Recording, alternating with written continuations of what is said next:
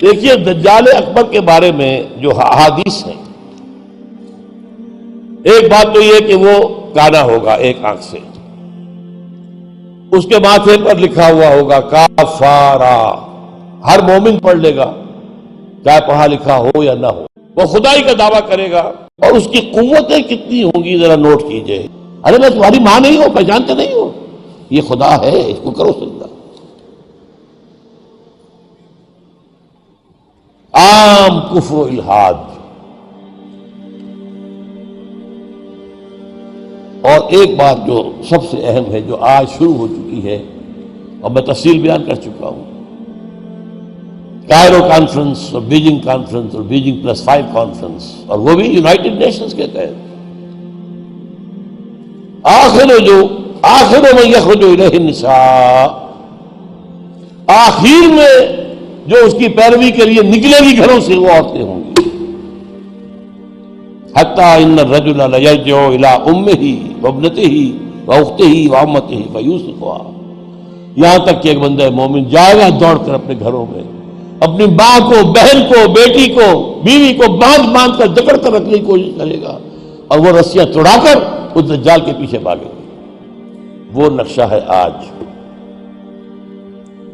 ایک حکم پر یہ شیطان مشرف جو ہے ہمارے ہاں 30% سیٹیں سب عورتوں کے لیے مقرر کر دی۔ بھائی امریکہ تک میں نہیں ہے تو ان کی پیروی کر رہے ہو، وہاں بھی نہیں ہے یہ ہم ان سے بڑھ کر ان کے مقاصد کی تکمیل میں ان سے آگے جا رہے ہیں۔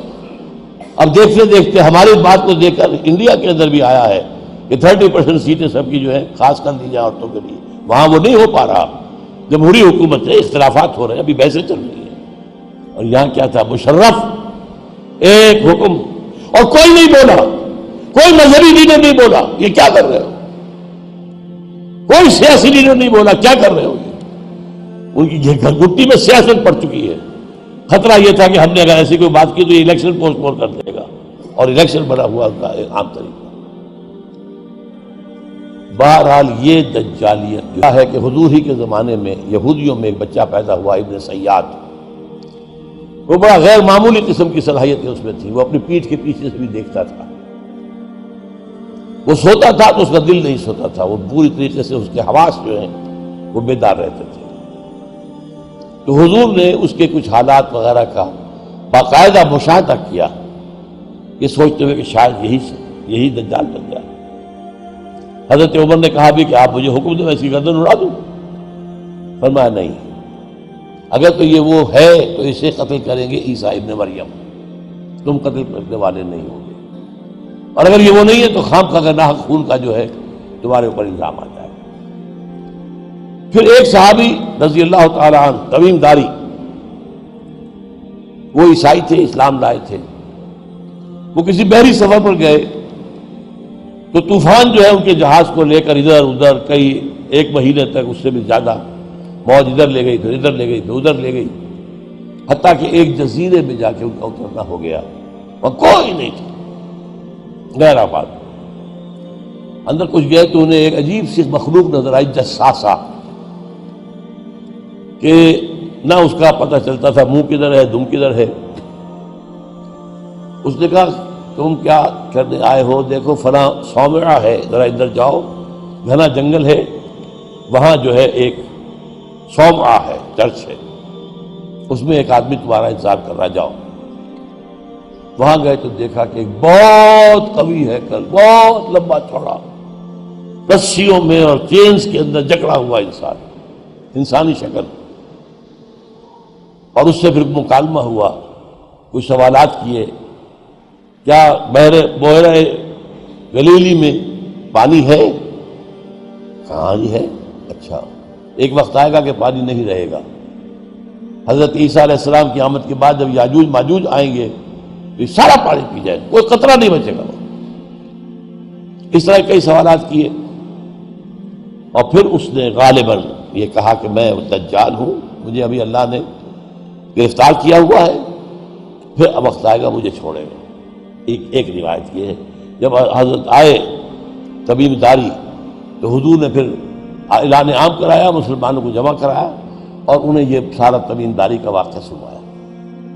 دیکھیے بھی ہے. تو اب یہ کہ اس کے بارے میں یقین کے ساتھ فیصلہ کرنا کہ وہ کون ہوگا. میرا گمان یہ ہے کہ وہ وہی ہے جو ابھی اس صومعہ میں قید ہے، لیکن وہ کوئی جن ہے، انسان نہیں. عزازیل جو شیطان لعین ہے، اس کا کوئی بڑا جنرل ہے جو کہ آخری وقت میں آخری امتحان کے لیے انسانوں کے اللہ تعالیٰ کی طرف سے اس کو چھوٹ دی جائے گی. اور یہ ہوگا حضرت عیسیٰ علیہ السلام کا جو حکومت کا دور ہے 40 برس اس کے آخر میں، اور اسے بھی پھر حضرت عیسیٰ علیہ السلام ہی قتل کریں. لیکن اس سے پہلے یہ ہے کہ اتنی بڑی ہوا چل چکی ہوگی کفر اور الحاد کی، اور جو ہے زوال آ چکا ہوگا، کہ پھر حضرت عیسیٰ کا انتقال ہونے کے بعد کچھ ہی عرصے کے بعد اللہ تعالیٰ ایک خاص ہوا بھیجے گا کہ جن کے دل میں بھی ایمان ہے ان کی جانیں بڑی آسانی سے سہولت سے نکل جائیں گی. اب دنیا میں صرف کافر، فاسق، ملحد، مشرک، گناہگار لوگ رہ جائیں گے. ان پر قیامت کی ہولناک جو زلزلہ ہے، یا ایھا الناس اتقوا ربکم ان زلزلۃ الساعۃ شیء عظیم یوم ترونها تذهل كل مرضعۃ عما ارضعت وتضع كل ذات حمل حملها وترى الناس سکارى وما هم بسکارى. یہ جو سختیاں ہیں یہ کفار پر آئیں گی، اہل ایمان پر نہیں آئیں گی. اب یہ ہے میرے اور آپ کے لیے انفرادی سطح پر تو فیصلہ کیجئے، ہم اپنے اندر سے دجال کو نکالیں. محبت اللہ سے، دنیا سے نہیں. طلب آخرت کی، دنیا کی نہیں. فکر روح کی، جسم کی بھی کرو لیکن اس کی اولاً کرو. اور وہ نظام قائم کرو جس میں حقیقت اللہ کی ہو، جس کے معاشی نظام میں سے سود اور جوئے کو نکال کر باہر کر دیا گیا ہو. معاشرہ وہ ہو جس میں عفت و عصمت کی ویلیوز ہو، شرم اور حیا کی ویلیوز ہو، خاندان کا ادارہ مضبوط ہو. یہ سارا کام اجتماعی سطح پر.